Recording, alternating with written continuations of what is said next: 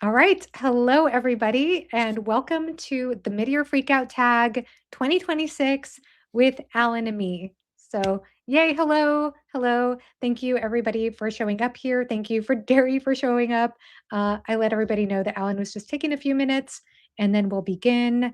Uh, yeah, so excited to do the tag again with you. And I'll say, first of all, Alan, how are you doing? How's your reading year going so far? Um, how is it going? Why don't I check? I think it's going better than last year. No, last year was going better, but I started it off with some really long books.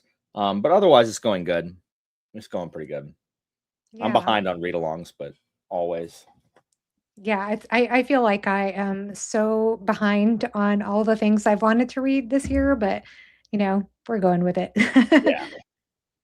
So I was talking with Alan before we started about possibly doing this tag a little bit out of order. And so I'm getting this inspiration from every time I've done the end of the year tag with Bridger from Library Ladder, who always likes to put the most exciting questions towards the end. So we're building up to something. So we're going to take the best book you've read so far, and we're going to actually put that at the end so that we could build up to what our best book was. Although it might not be a big surprise, for our channels. We'll see. We'll find out. Do you think people will be surprised for your answer? Yeah, because I don't post videos, so no one has any idea what I've read. I mean, there's like a handful of people who do, but no one else knows what I've read.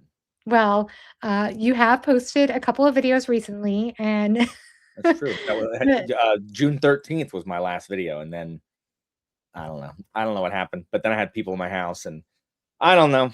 I don't know. I can't film anything. Anytime I try to film something, my wife goes to work, and then I have to babysit two children, and so I can't film anything certainly with the baby, because I don't have anything to do with him, and I'm not going to hold him. He's too heavy. So Yeah. But your Feeling to Sarantium video was amazing. It was so good. It had so much historical detail, and then you did a whole entire video about the charioteer racing, I which was forgot I did that. Yeah. incredible. So people should definitely check out those videos if you haven't. Well, of course, spoilers for Selena Sarantium, but you should still watch them. So we'll go ahead and start with question number 2. And chat, please feel free to chime in and share with us your answer if you would like to.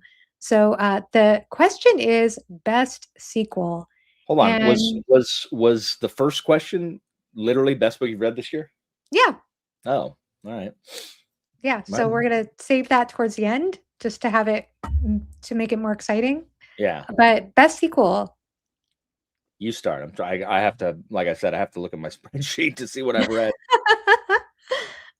Yeah, so, for me, I am probably my choices will probably be no surprise to anybody, but it's going to be Golden Bull by Robin Hobb. This was definitely the best sequel of the year for me. This is book 2 in the Tawny Man trilogy. I do have a whole spoiler-filled vlog of this book. I actually vlogged all 3 of the books. I've never been a vlogger before, but I did spoiler-filled reading vlogs. I think this was my longest vlog, or was the last one my longest vlog? Yeah, anyway, I really love the book. I had a lot to say. I There's one particular conversation in this book that I had to reread several times because it was so powerful. It was so intense, poignant. It was it got to me on such a deep, profound level that in a way that I've rarely encountered before. I mean, I don't think I usually stop and have to reread a conversation over and over again, but it was perfect. So I know I've raved on and on about Tawny Man trilogy, but I really do think that her dialogue is superb. It is superb. The way she's able to get the characters to reveal so much depth, so much of their blind spots and vulnerabilities, so many of the traumas and all the things are revealed through the dialogue, but it's done in such a easy, seamless way. Like, she doesn't it doesn't feel artificial the way she approaches that. So, yeah, this one, they're chunky. These are chunky books, but they've been so well worth it. Yeah, I cannot sing the praises enough about Golden Bull and Tawny Man in general. So that was an easy answer for me. What about you? So I know you've been rereading A Song of Ice and Fire, and you've also No, I've reread Game of Thrones. That is what I have reread so far. I am supposed to have finished Storm of Swords last month. I have not started Clash of Kings. So, I mean, hopefully I'll catch. Here's the problem, Joanna. I should have checked these questions and looked at my spreadsheet before I agreed to do this with anybody. So many of my reads this year have been rereads. And I'm looking now, like, what did I read that was new this year? So I'm okay. So out of the books I've read, on one, okay, so I have read 30. I've read 30 books this year. The ones that I have, the rereads, 1, 2, 3, maybe not as many, 4, 5, 6, 7. So 7 are rereads. Then why don't I have that many? I don't know. This is gonna be a mess. Last year and this year, I have not read like really any new. Anyway, whatever. Best sequel. I'm gonna say The Air War, which is a book I just finished. It is book 8 of Shadows of the Apt. well, that counts. Yeah. Yeah. I know, but that's the first question, Joanna. Like I was looking at the rest of them. I like to not repeat my answers. I don't know if I'm going to be able to. I don't know how this is going to work, but we'll see. Anyway, The Air War. It's book 8. Literally, I can't say a bunch about it other than what I love about it is that it explores. I don't know anybody that writes nations at peace, temporary peace, on the brink of war better than Adrian Tchaikovsky. It's just so tense because there's a peace, and everyone knows it's going back to war. Just like after the first Peloponnesian War between Greece and Sparta, everyone knew it was on the path to a second war, and that's basically where we are in book 8. And it's so tense, and also it just what do you do? How many liberties should you suspend? Individual liberties should you suspend in order to keep your city safe from invaders? And it's in Tchaikovsky's world where they're like they have like insect-like powers. They're not bugs, but they there's beetle-kindon and wasp-kindon who their sting is like shooting fire from their hands. But it's just so it's one of the best military fantasy series like ever. And if he can land it in these last 2 books, stick this landing, it's amazing. So it's just so good. It's so good. It's dealing with air power and just a lot of are you willing to lose your identity as a city? Because the Empire versus Collegium, which is basically like the democratic Athens, and then the evil empire, Rome, I guess. And it's is Collegium willing to sacrifice its identity as a place of free speech and free gathering and free assembly in order to keep themselves safe? Or do we round up all the wasps, all the Imperials that are in the city, interrogate them and exile them? And so, we dealt with that in World War II. Do we round up all the Japanese and put them in camps? FDR said yes. So it's struggling with that kind of stuff, and it's just really good. And it's just an excellent 8 books in, and I'm not tired of it. That's a feat. So it's really it's really impressive that you've also committed to it too, because man, long series like that, military fantasy, and I don't hear as much about that series as I feel like I probably should. It is Pete and I were talking about it is completely I'm so sick of seeing these videos these series. Why are these never talked about? Underhyped series. And it's like, what are you talking about? Underhyped? No. Why don't you put Shadows of the Apt on there, because it's so good. It's so good. It is, especially considering this is his first. I don't know if he wrote books in between 1 and 10. But his first book, I think, was Empire in Black and Gold, the first one. So it's just, I don't know, it's just really, really good. So that is my best sequel. What's up, Alex? So that is my favorite sequel of the year so far. Fantastic. Well, that definitely counts. And I'll go ahead and head over right now to the chat. K Fox says, I've only read Game of Thrones so far. Yeah, same, same, same. Yeah. Hobbs' characters are built so organically that as a reader, you know their quirks well enough that their speech lets you into their hearts and minds. That's so much more eloquent than what I said, but absolutely agree. That's exactly it, Derry. Nothing wrong with rereads, Alan. Yeah, and spoken from the queen of Derry's read it before. Uh, they're guaranteed enjoyment. I actually reread a few books myself this year, and they were so good that it made me think of what am I doing with my life? What am I reading right now? Because I think some of my rereads this year might have hit it out of the park almost as much or as much as any other book I've read. Like, yeah, so there's something special about that. Uh, I when are try you to say I planning? try not to say rereads, David, but I'm definitely going to end up having to say it. I'm going to have to end up. Yeah, I'll use Clash of Kings or Storm of Swords if I need to. Uh, yeah, Anaria's Library says Butcher's Masquerade for me. Cool. And Tchaikovsky adds new settings in almost each book. That's neat. So, Anita, you're reading it too? Is she reading it alongside you? She's already read it. No, no, no. Oh, Her and Pete. Many years ago, I did a read along for the first four, which is the first arc, basically the first war. And then they continued, and I stopped, and I shouldn't have. I listened to the Demos, and I think ended up doing something stupid like Emperor's Blades. And I just reread 1 through 4 because I had I reread 5 2 years ago. I read 5 2 years ago and 6 last year, and so I remembered those enough. So I'm gonna finish the series Hell or High Water this year. So hello. wave at you. I got a wave. Hooray. All right, let's move on to the next question now. So let's see, that was best sequel. And I don't know if you have an answer to this question. I had to think about it. New release you haven't read but want to. Are there any new releases that you've Something that heard has of? come out and I want to read it but have not. Yes, that's come out that you've been hearing about. You think, oh yeah, I want to read that. Dadgummit, no. There's maybe something on my NetGalley that's come out that I haven't read. I guess Last Contract of Isako because it has come out, and like no, I don't think there's any other books that have come out that I want to read this year. There are books that have come out many years ago that I want to read, but no, there's no new releases that I know that have come out.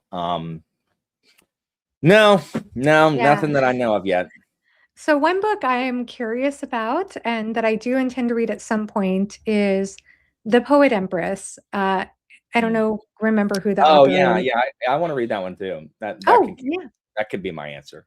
Yeah, nice. Yeah, my Jake from Nerd Level Rising read it and couldn't stop raving about it. He put it above Guy Gabriel Kay in his favorite books of the year so far, and I thought, "What?" But he said that it's so good, and he actually personally recommended it to me. He went out of his way to recommend it to me.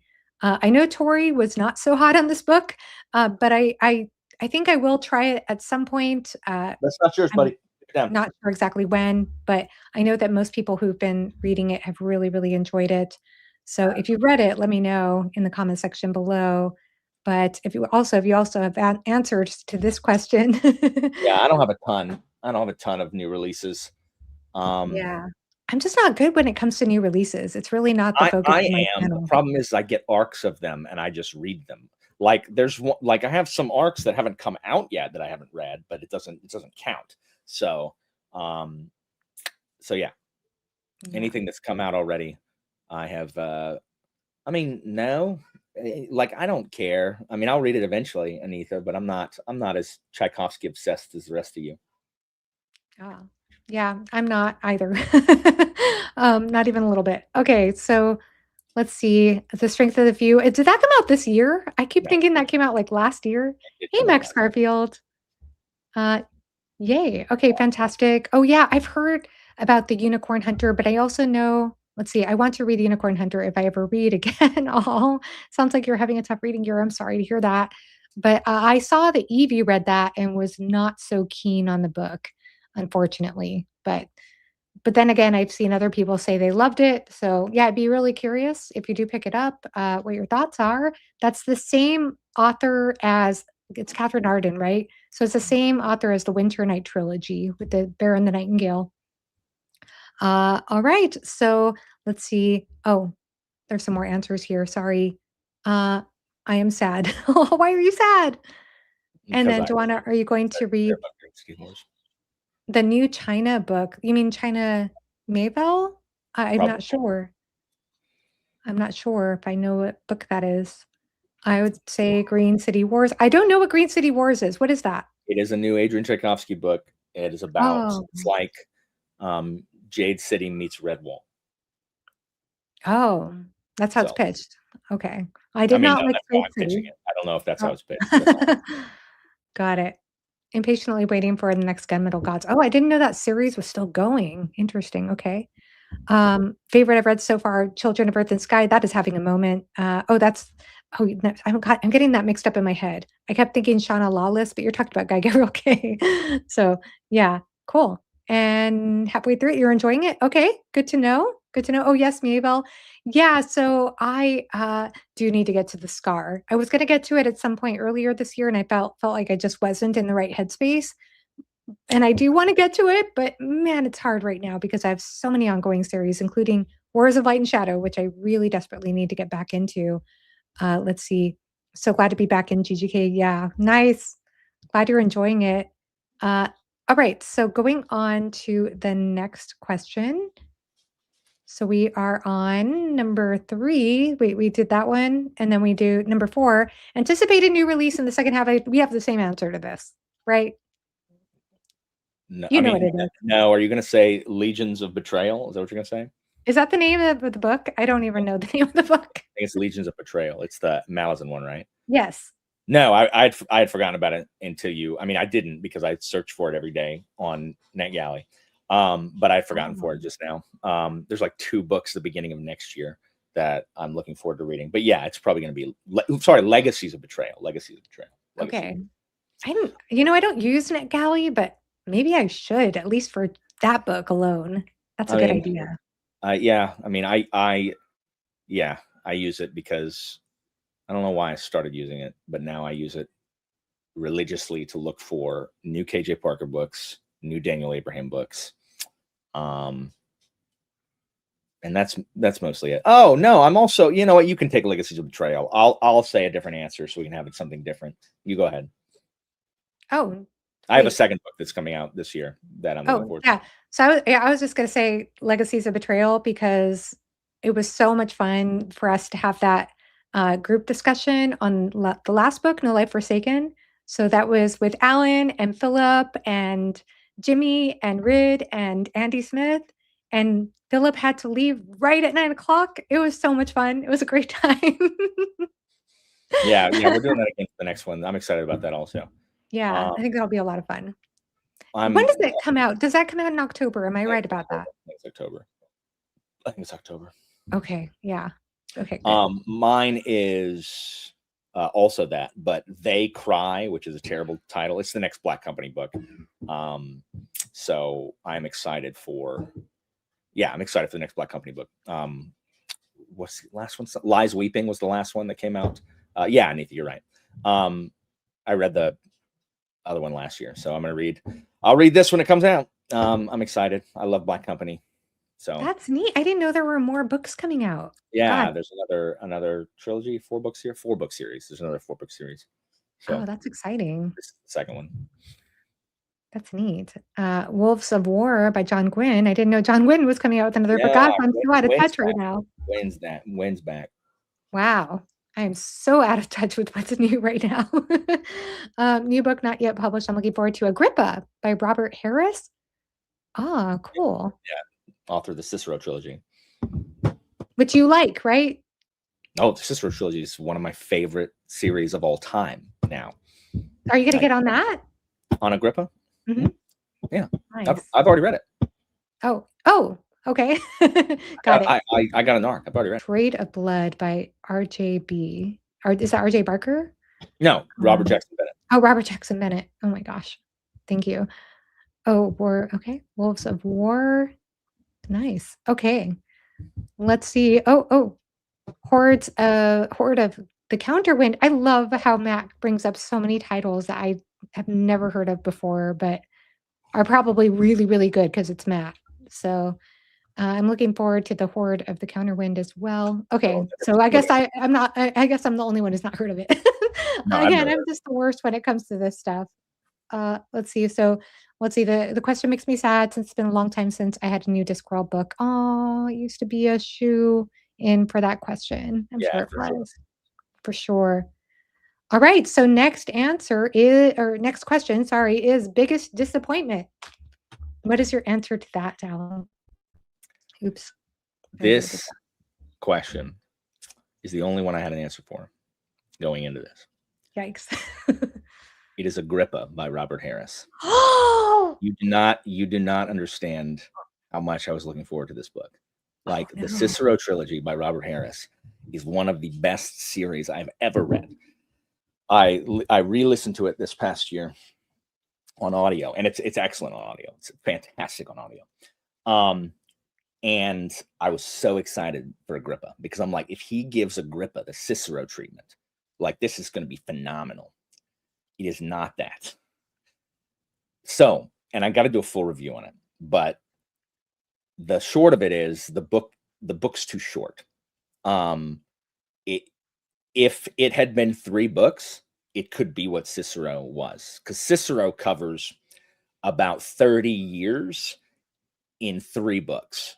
Agrippa covers 40 years in one 300-page book, and it's not enough. It is still in first person, just like the Cicero trilogy, where but so it's billed as the problem is it doesn't deliver on its promise. And the other problem is I think a lot of people are going to really like it, especially if you're not super familiar with the history. The first 100 pages I didn't like at all, because it's literally just Augustus coming to power, which I know inside out, up, down, through, and sideways. It's the exact same as in John Williams' Augustus, or a history book. And it like just doesn't really add anything new. The books build though as like, it's like, this is a book for our times, because what is it like to be the right hand man of someone becoming a dictator? Because I mean, Augustus goes from being nobody to being the first emperor of Rome. And that is a really good premise, is like, how does Agrippa, whose family were staunch Republicans, like how does he countenance his friend becoming an authoritarian? None of that is relevant. There's like, I think one time where he's like, oh, well, I guess is what you do when you're in power. And it just doesn't deliver on that. And it could have been really, really good. It could have just grappled with all of that. Robert Harris also makes a narrative choice that is possible. Like he says, I'm not a historian, I'm a fiction writer. So this is a possible thing that could have happened. So I'm going to go with it. And I don't like it. I think it undercuts Agrippa. Anyway, I think a lot of people are going to like it. And after the first 100 pages, it's much better. I did not enjoy the first 100 pages at all. Everyone who is interested, stay tuned for a full review. I'll talk more about that. But it is just like, I have not been looking forward to a book this much in a long time. And it just did not. It's probably my fault. It didn't deliver what I wanted it to. Like, it's one thing, but it's Robert Harris. Like he wrote the series that I'm comparing it to. Like, why is it not the same? So I don't even like his Cicero in this. And I'm like, dude, you wrote the book about Cicero that I like. Why is your Cicero sucky in this version? So like, I don't know. It was not what I wanted it to be. So I'm hoping that other people like it more than I did. But it was just disappointing. I didn't hate it. But certainly disappointing after the expectation I had of it being amazing. Yeah. I'm still sad about it. I'm sad right now. Oh. That's going to be the book. I'm sad too. I'm sad for you, especially knowing how much you love that stuff. I mean, it's just so excited. I was so excited. I wonder if some of it is that he felt like he had to condense everything into one book, like you That's said, like that's what maybe. I was talking to. I think I was talking to Pete, and Pete. I think that's what Pete said. Like, I don't know, like he didn't know if like it was he pitched it as a trilogy, and they made him just make it one book or whatever. It would have just been better. I think it would have been better if it would have been, because then he could have explored a lot of the stuff. The most interesting conversations are not between Augustus and Agrippa; it's between Livia and Agrippa, um, who you never read about how they interacted in like history books and stuff. So that was interesting, but yeah, disappointment, disappointing, disappointing, Mm, disappointing. wow, what a bummer.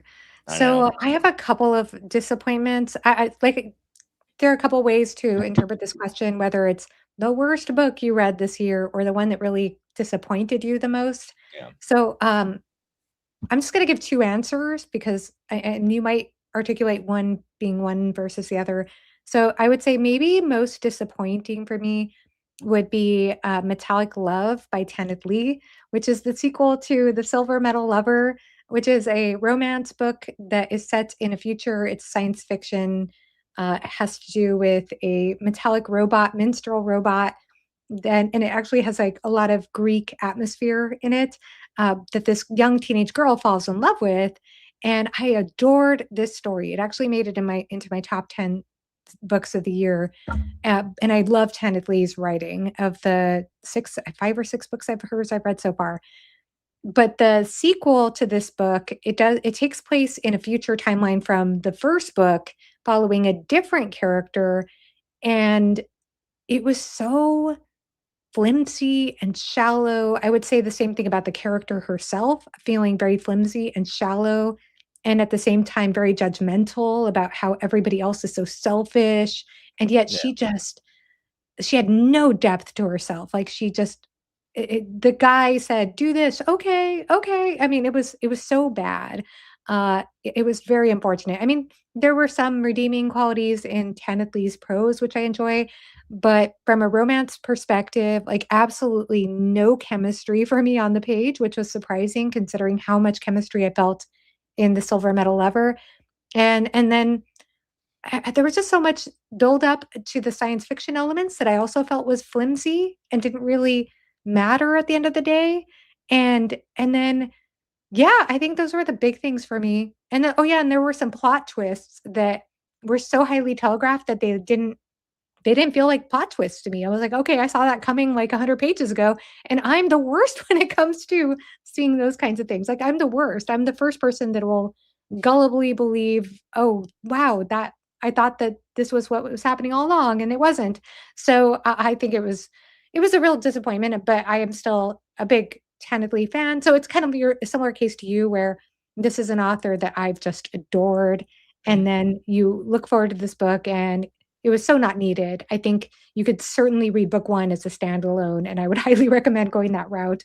But as far as, like, the book that I think is actually the worst of the year that I've read is one that I just finished, and it's a manga, and it is Junji Ito, who is the same manga artist, writer of Uzumaki, which I love. I love Uzumaki, but he wrote a adaptation of Osamu Dazai's No Longer Human, and I did read Osamu Dazai's, I'm sorry if I'm mispronouncing that name, Japanese name.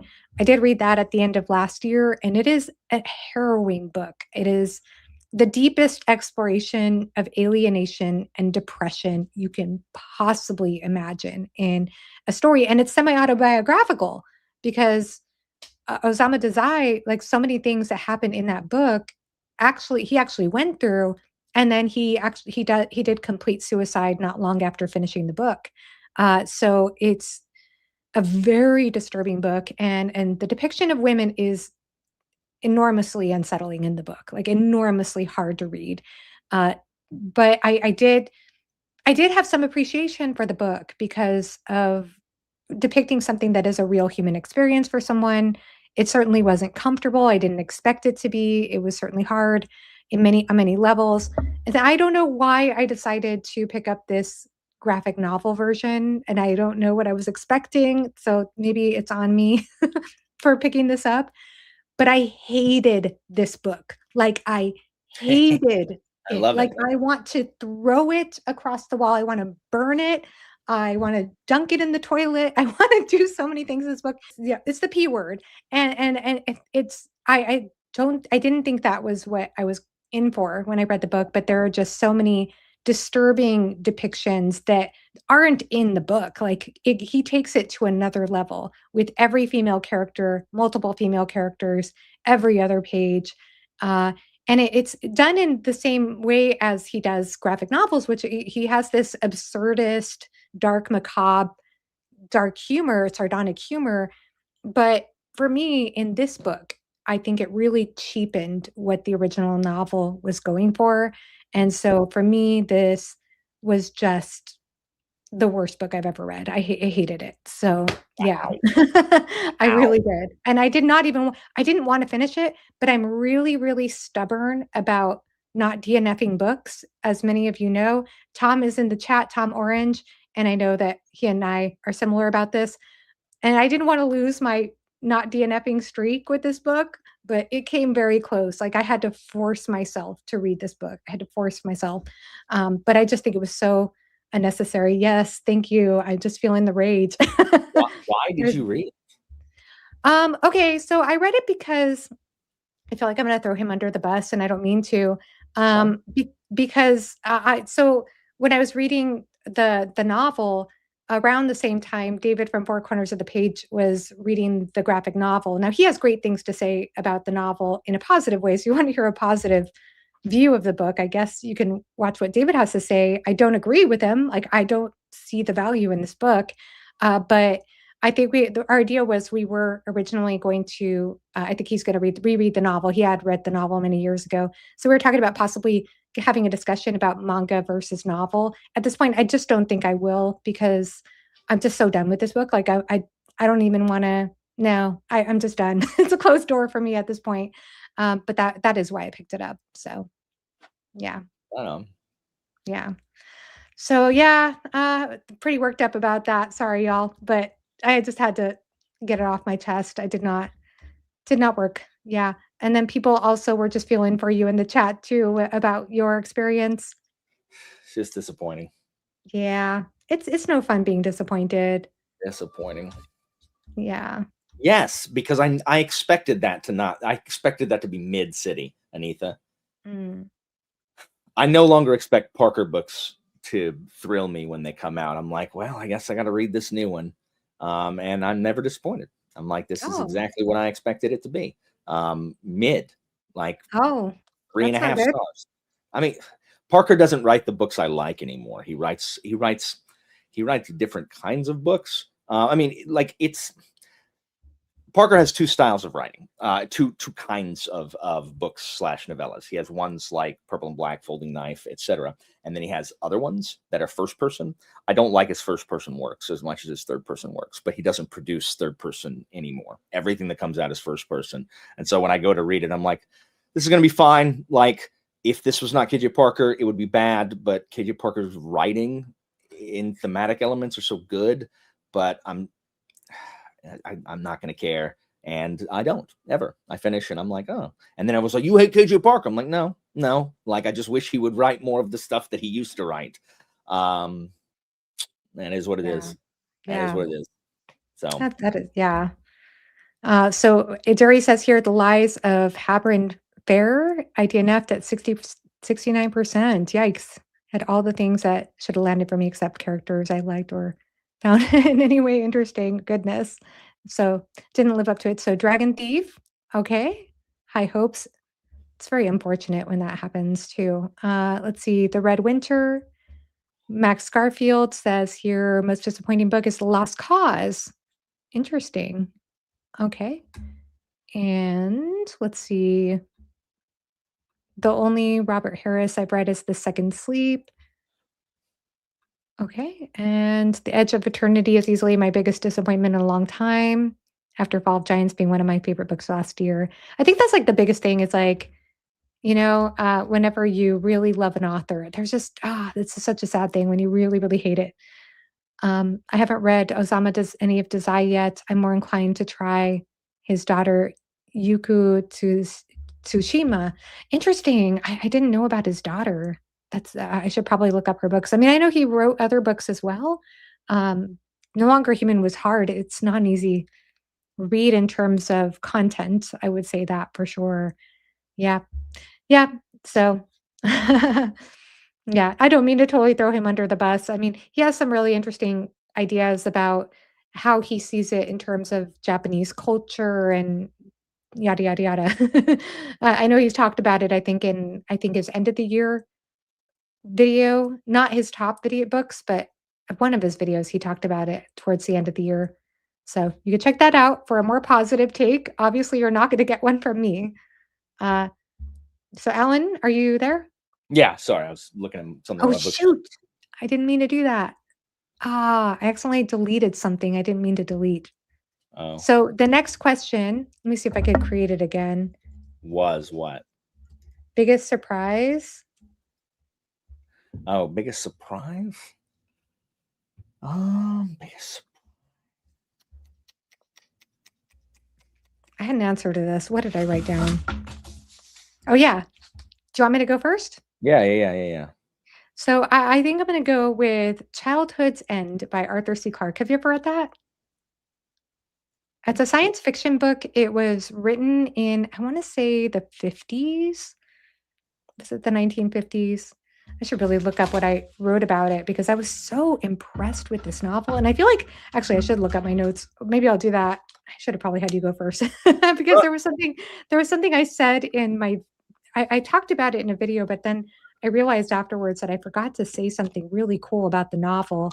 But basically this is a first contact story where, as I'm looking at my notes on this, it's a first contact story where the aliens, they come to Earth and they decide that they're going to take on this parental role. And I think Mhm. that's maybe one of the unique things about it at the time, because at the time in science fiction, whenever you had first contact stories, usually you had like one of the major depictions that comes to mind is like War of the Worlds, right?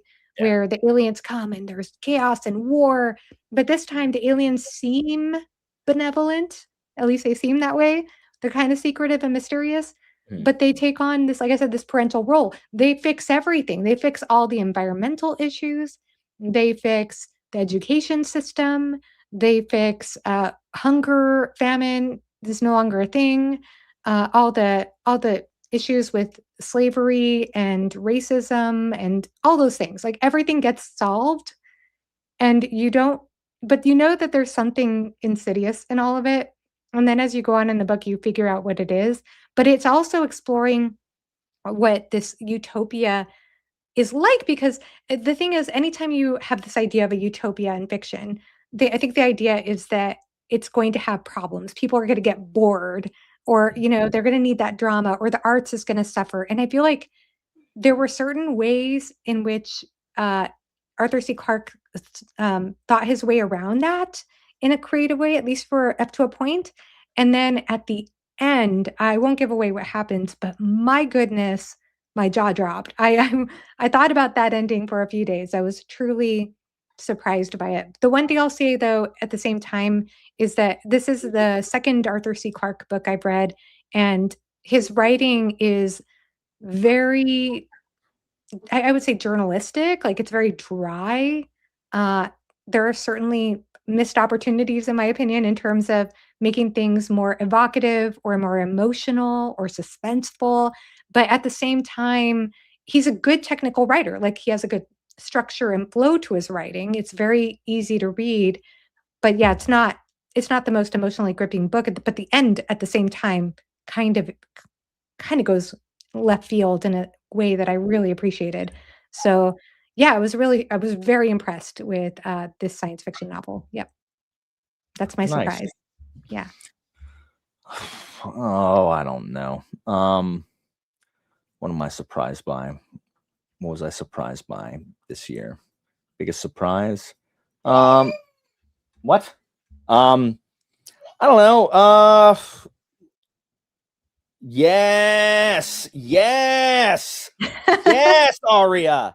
Read it, and then go right into Dictator. Oh, so good. Yes, exactly. It's surprising. You don't expect that you're going to like, a book about Cicero. You are, though. It's like political thriller for any age. It's so good.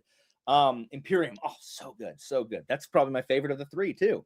But I mean, that was a surprise when I read it the first time. What am I going to be surprised by this time?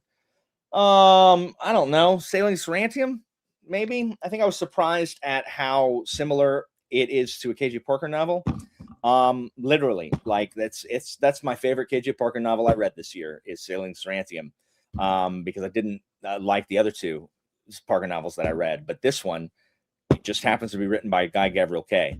But it's like Sailing to Serantium is what I expect from a KJ Parker novel. Like that is what I'm used to getting is something similar to Sailing to Serantium. And he doesn't write those anymore. And it's so frustrating to me because so when I read Sailing to Serantium, I was shocked at how similar a lot of the writing is, some of the like the asides, and I mean just the setting and just the way it is written, like the way the story's told. And it was written first, so Parker 100% cribbed off of Kay and not vice versa. But it is like I was really surprised at how much I enjoyed it, and also enjoyed the discussion. Even though the first 20 minutes are me listening to them talk about a poem, 2 poems. It's Yates, though. And like and I mean, okay. I mean, it's fine. It's fine. It's just like, but and then someone got mad at us, and someone got mad at me. Evan slightly less, but him too, because some dude was like, Philip, I have a strong suspicion that Evan and Alan have read Lord of Emperors already.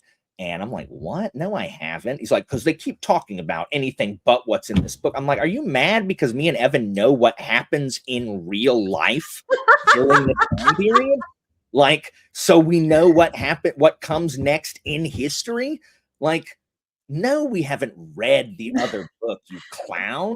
Like that's the funniest thing because it's like if you know history, then you're pretty much sorry, BGK. Yeah, I'm sorry he cleaved so close to history. So it's dumb. So I'm going to say that that's my biggest surprise. Like I thought, not that I knew I was going to like it because I love Tagana, but I love Tagana in a completely different way. Tagana doesn't feel like KJ Parker. Sailing Serantium does. And I think that's why I was surprised. So I was not surprised that I liked it, but I was surprised by how different it felt to me than Tagana. It felt very different than Tagana. And I really enjoyed it. So I just started Lord of Emperors like 2 days ago. I haven't read much on it, but I just started it. I loved your Sailing to Serantium video. Like I loved it. It made me nostalgic for the old good book review. Yeah, that's what then I realized like no one does book reviews anymore. Like I'm like someone who stepped out of time. Like I'm like Rip Van Winkle who's been asleep for 5 years, and I woke up and I'm like, this is how we do booktube, right? Like we do. It felt that way. Is that what we do? We do book reviews, TBRs, and wrap ups, right? That's how booktube's done, right? And then I went and I went in my feed, and I'm like, how many book reviews are there? Like a couple. It's like, wow, all right. Well, I do like I personally consider my wrap-ups to be reviews now. Because I try to go a little more in depth than I used to rather and try to make it like a mini book review format. But yeah, I really miss book reviews. Like I was looking back and I'm like, I miss doing single book reviews. I haven't done one in a while. Oh, look, I wrote notes. 2 of my next 2 videos are a book 7 and a book 8. I'm trying anti-algorithmic material here on Live Revel. Yeah, I remember that. Yeah. No, it's brilliant. It's brilliant. By the way, Max Garfield, no, I never made that connection, but I do not have your mind. Like, I'm so impressed. Have you seen Max Garfield's comments on Sailing to Serantium, Alan? Because his comments on everything. Like Max Garfield has the best comments, especially if something is based on something else. He's like, boom, here are the influences. Oh yeah. Oh yeah. I knew many of the Serantium ones. There were a couple that I was not aware of. He's amazing at doing that. Like I never would have put things together the way they did. Fun fact, by the way, I picked up Childhood's End because there is a Pink Floyd song called Childhood's End. And I always wondered if there was a connection between the novel and book and novel and song. And it turns out there is. Pink Floyd was influenced by that That's book, but the lyrics have nothing to do with the stories. But it was still fun. Let's see. Biggest surprise, Hyperion, because I DNF'd it years ago and gave it a second chance and liked it. Nice. Nice. I think Alan and I share some similar opinions about Hyperion. Yeah. I'm shocked because it deals with Keats that you are not all over Hyperion, Joanna. That was actually the part I liked the least. That's because this is why, Joanna. Think about when you read that versus now. You were less pretentious then when we read it. I bet if you read it now and you read it with Philip, y'all would have a discussion where the first 30 minutes y'all would just read John Keats poems and wax poetic about it. Literally, yeah. But that's what happened. No, yeah, I did not like that. Even though Keats is great, I just did not. I liked half of the stories. Half of the stories I did. That's the problem. It was just inconsistent for me. The highs were definitely really outstanding, though. Oh my gosh. Special mention goes to Vorkosigan Saga someday. Alan, are you ever planning to read Vorkosigan Saga? Yeah, Will you let me know? I have the first two. Sure. Let me know, and maybe I'll start with you. Should. Do not sign up to read it with other people. You have put it on air that you're going to read it with me, Joanna. Put it on air. All right. It is written in stone. We'll read it. Written in stone. In full transparency, I did start the audiobook of Warrior's Apprentice last year, and I DNF'd it because I didn't feel like I was connecting with the story via audio.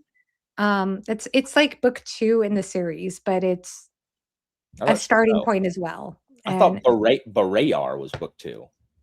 I think it's Shards of Honor and then Barayar, because those are the 2 that I have. Oh, you might be right. You might be right. But somebody told me that you can start with Warrior's Apprentice, because I think that's when you're introduced to, is it Miles Vorkosigan, the main character? He's in book 1. He's in Shards of Honor. No way. I don't know why somebody told me that would be a better entry point, but I don't think it is. So if I do go back, well, I will go back when Alan's ready. I'm definitely going to start with Shards of Honor. Maybe I'm wrong. No, Cordelia's in the first book. You're probably right. That person's right. Yeah. So that would be what I want to do. So yeah. So very cool. Sorry, I'm getting a little bit behind in the chat here. I'll try to move on here and just acknowledge comments here. Yes, Imperium, and big 3 classic authors. Clark is easily better writer. I haven't read any Asimov, honestly, but I certainly like Clark better than Heinlein at this point. Hello. Okay, so let's go on from here. Hello, everybody again, by the way. Next one, Shards of Honor. I want to see this really quickly. Went in a surprising way. I enjoyed it. Okay, cool.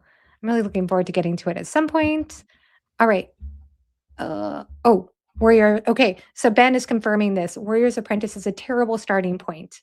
There's like a fight online about this, about whether it's the best starting point or whether it's the worst. Like they fight about this all the time, I think, in that fandom. Where were we? I don't even remember. Biggest surprise? Yeah, biggest surprise. We just did that. Yeah, that was, I know, that's what we just did. And then next is favorite new author or debut. Favorite new author? Oh shoot, I forgot to get this off the shelf. Did I? Let's get it. Oh yeah. What's yours? Go ahead. I don't know.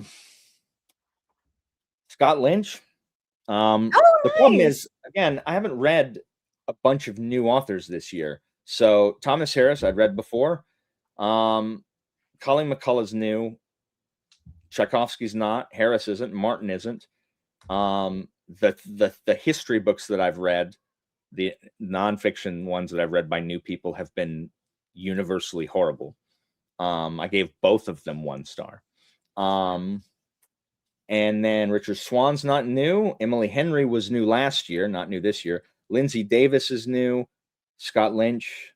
DeCastell's not new. Parker's not new. Abraham's not new. GGK's not new. So yeah, I haven't read like any new authors. I am pretty consistent in what I like to read. So Scott Lynch, I was really surprised at how efficient an author he is. The best thing I can say about Lynch is that both of his books that I've read are over 700 pages, and not one of them felt 700 pages. And that is a testament to Lynch's writing. So I'm going to say Scott Lynch for now. Nice. So But I mean, what again, did he's you one of so three. how did you feel about Red Seas Under Red Skies? Yeah, I don't like it better than the first book. The first Oh, book is, wow. I yeah, loved it. I loved it the so much second more. the second book is two separate books.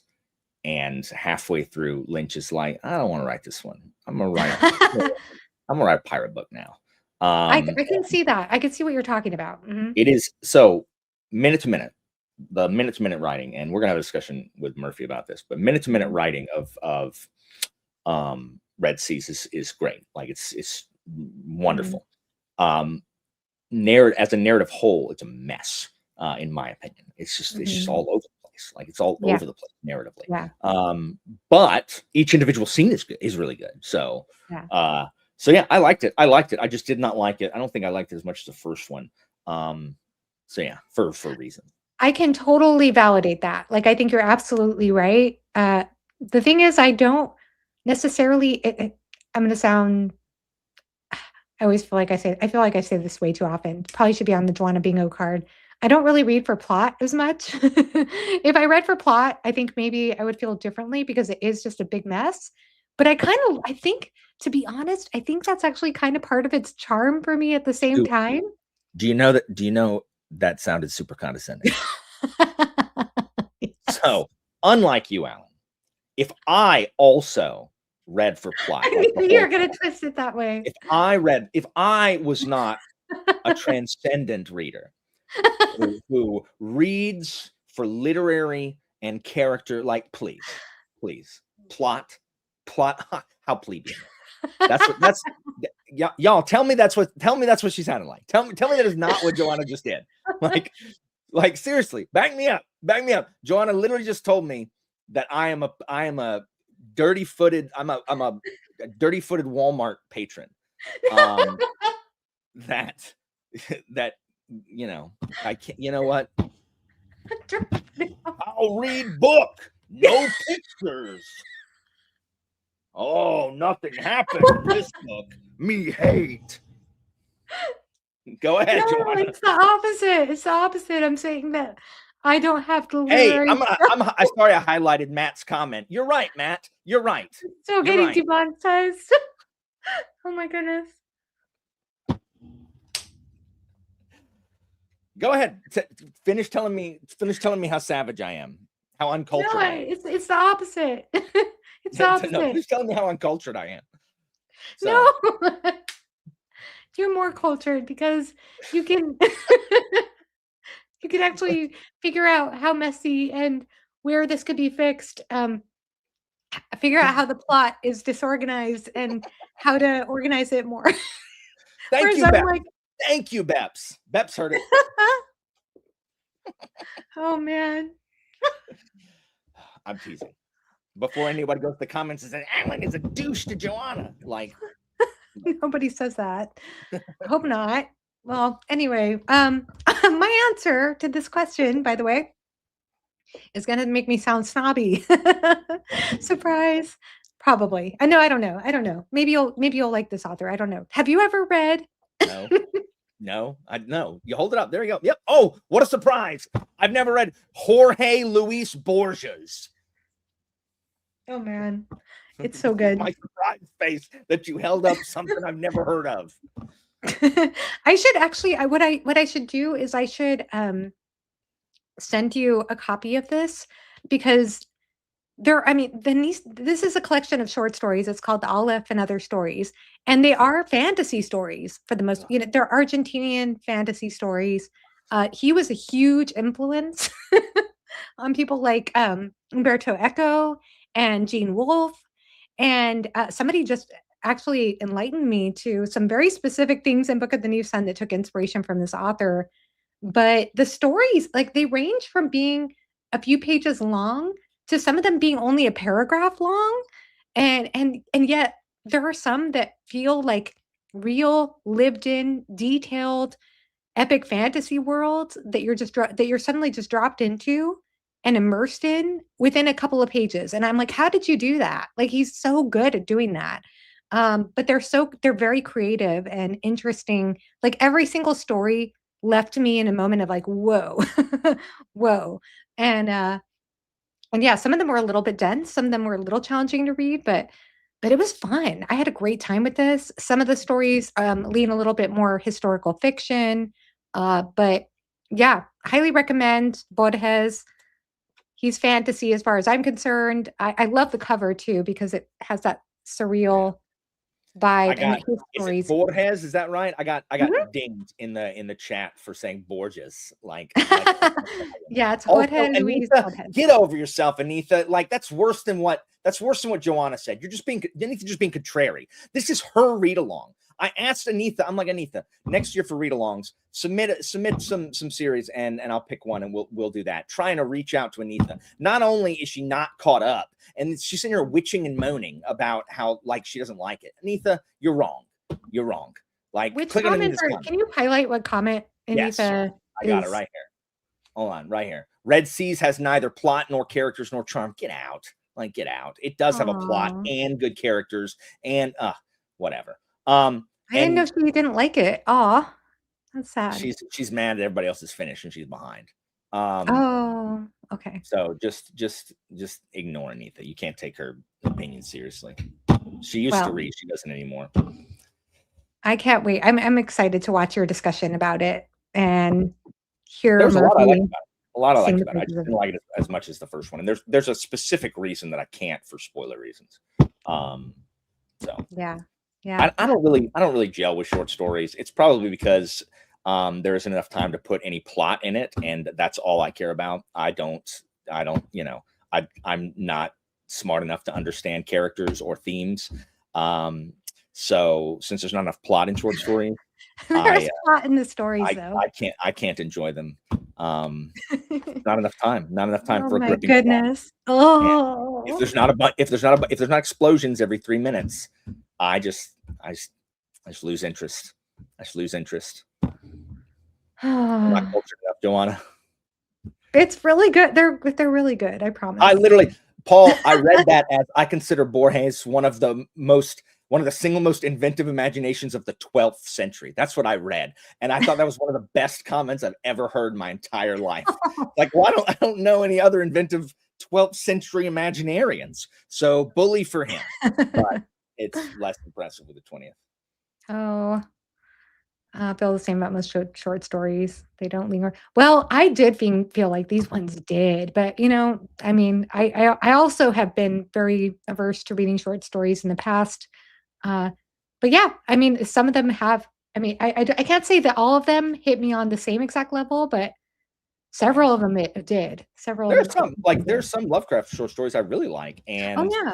I read one something about reading it's like the first story in the Paper Menagerie. I never finished that book.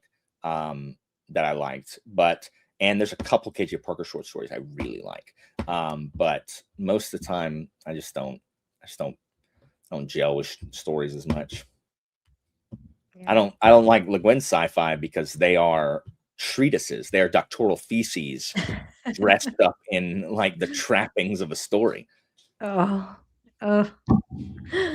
All right. So, that was favorite new author. What is our next question? Favorite Oh, it's your favorite one. Oh, favorite. So I'm gonna say my favorite bromance is Locke Lamora and John Tannen. I think there's a lot more of that. Like everyone talking about Locke and John in the first book. I'm like, what are y'all talking about? Like Exactly. it's in the second book. It's in the It's in second. the Like the second book. second book is Yes. much more of that. So I really like that. Um, yeah, I like that a lot. I don't Yeah. have any fictional crushes because I'm not a 13-year-old girl. But other like favorite romances. Um, is Simon here? Simon's not here. Neither Simon nor Sal are here. So I was going to give them a shout out for a book that they both like, or a romance they both like. But they're not here, so why would I pander to people who aren't here to support me? So, Oh, yeah, they should be here to support you.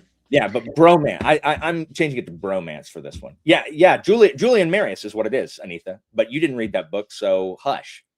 I think that if I had to choose, I mean, I kind of want to say Fits in Full, but I think I need to try to choose something different since I already talked about Golden Full. And I'm going to go way out there and I'll say Chaos in Delusion's Master, or basically Delusion is the name of this god. And he's basically like a lot of comic book characters, a lot of the gods in this series. This is, by the way, Tanith Lee's Tales of a Flat Earth series. This is book 3. And I have been really enjoying this series so far. But each book, it centers on a different god in this world. And they, like, for example, you have the god of, what is it, Knight's Master in the first one. And then the second one, you have this death god that's personified. And in this one, you have Delusion. And Delusion is, they're all kind of like comic book in a way, but the way Tanith Lee writes them, they have so much more depth to me. And this character kind of reminds me a little bit of Phantom of the Opera, where he has like the masked face and half of it's nice and half of it's burned off or whatever. And I'm sure there are a lot of comic book characters that have that half and half or whatever, but maybe the side of him that isn't as distorted or unsettling. But yeah, I'm just going way out on left field with this one because I want to talk about the book because I like it. So yeah, that'll be my answer for that. Does anybody have a fictional crush? Yeah, I mean, Fits in Full, though, is honestly the best answer to that question. Let's see here. Earl Harbinger and Heather Kirkkonen. Okay. Yes. Oh my gosh. Fits forever. Fits in Full forever. Is all I have to say. It's so hard to talk about these things. Yeah. Locke and Jean. Absolutely. Yeah. So, Alan, you have not read The Name of the Rose. We had this conversation before. No, I haven't. I want to read it. I've not read it. Yeah. The problem is I know the answer. Yeah. History was spoiled for it on accident because in a discussion about a Discworld novel, it was spoiled. Yeah, so. I agree. Okay, next one is newest. Did we do this one? We haven't done this one yet. Newest favorite character. Oh shoot. Okay, you go. Who's your newest favorite character? Mine's probably going to be a guy named Captain Jason Lane from Steel Gods, Richard Swann's second book in the second Empire of the Wolf trilogy. He's it's Master and Commander meets Sharp meets Horatio Hornblower. He's just a naval guy, and I loved his chapters. So it's basically Swann's Sharp write-in. So yeah, that's probably my favorite character. Honorable mention too, also in the Masters of Rome book that I read. It's hard to say Roman people as my favorite characters because they were real, but I did learn a bunch about Aemilius Scaurus, who was the head of the Senate for a really long time prior to Caesar's time, like right before Caesar's time, like before Caesar became a big deal. And I learned so much about that guy reading these books. And he is like, she just writes them really well. Like, I'm going to talk about this series later in this, but just seeing how complex those old arch conservative senators were. And they did not just they just didn't see the hypocrisy in, wanting one thing and then being so unwilling to let go of what they saw as their birthright, and to write characters like that and have them not be super unpleasant all the time, because there are plenty of those that were just like, caricatures. So I thought she did really well. Colleen McCullough did actually a really good job writing a lot of the famous Romans in ways that I had not seen them written before, or imagined them in history. So those two, Sharp and then Roman guy. Nice. Great answers there. I love what you were saying there. Okay, so for me, I'm going to go with Sybil or Sybil. I think it's Sybil from Patricia McKillip's The Forgotten Beasts of Eld. This was published in, I think I said 1974 in my video. Yeah, 1974. It was the winner of the World Fantasy Award. And what I talked about when I reviewed this book, I was talking about the blurb on the back because it says here, before Daenerys was mother of dragons. And she does kind of look like Daenerys like there. But the character is, yeah, I think the way I would describe her is she's somebody who's very independent, marches to the beat of her own drum, has her own way of seeing the world because she lives alone. She lives alone in the mountains, but she's surrounded by animals. She's an enchantress. And that's how the story starts off. There's this child that's given to her for her safekeeping who ends up getting her embroiled in this whole political situation. But I was actually very impressed with this character because I just thought she, like I said, she just seemed a little unusual. There's a little bit of an unusual vibe to her, and at the same time, she had this surprising amount of depth, especially as things happen in the story, and she has her agency threatened, and she makes some choices that are really unpredictable. Yeah, I did not see where this character was going to go, but I found her truly interesting, enigmatic, ethereal, but also scholarly and stoic and just, yeah, it's really interesting character exploration in the story. And I do like that idea that the person said on the back about before there was Daenerys, because I mean, this might,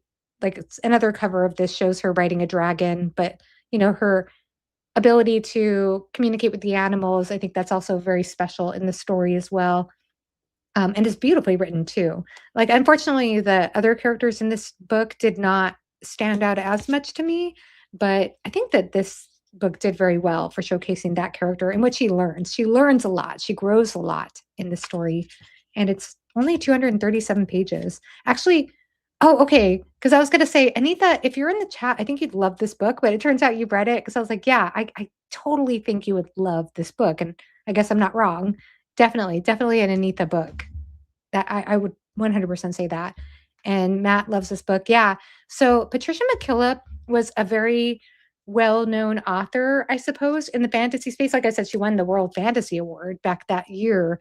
And I read several of her books when I was in teenage years, late teenage years, because they were in my local library.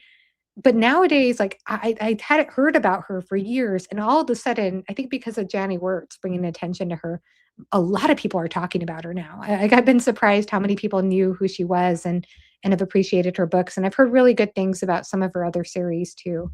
So, yeah, that's definitely my answer to the question.